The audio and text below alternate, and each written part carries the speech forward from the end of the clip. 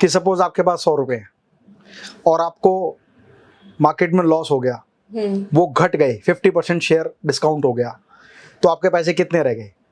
अच्छा, 50 रुपए। 50 रुपए। लेकिन 50 रुपए को वापस 100 रुपए करने के लिए आपको कितना % एफर्ट लगाना पड़ेगा? 100%। 100%। मतलब अगर आपको लॉस 50% हुआ है ना, उस 50% को रिकवर करने के लिए आपको 100% एफर्ट लगाना तो पड़ेगा। इसमें एक चीज मैं आपको और बोलना चाहूंगी, जैसे आपने 20-25 कंपनीज ली, हम भी करते हैं 20-25, सारी कंपनीज नहीं चलती कभी, उसमें से 1-2 कंपनीज में डिफॉल्ट हो जाता है, अर्निंग्स खराब आ गई या मैनेजमेंट छोड़ के चला गया, कोई जो टॉप लेवल मैनेजमेंट था वही चला गया, तो आपको बीच बीच में आपको चर्निंग करनी पड़ती है। जैसे मैं अपने पोर्टफोलियो में, अपना मॉडल पोर्टफोलियो भी है हमारा, जो हम स्टॉक्स बताते हैं अपने क्लाइंट्स को, तो उसमें हमें चर्निंग करनी होती है, दैट इज रीबैलेंसिंग, कि आपके पास 5 स्टॉक्स है, 5 स्टॉक्स में से ये वाला स्टॉक अब मैनेजमेंट खराब हो गया, रिजल्ट्स खराब हो गए, इससे हट जाओ दूसरी कंपनी में, तो आपको लॉस बुक करने में टेंशन नहीं होनी चाहिए।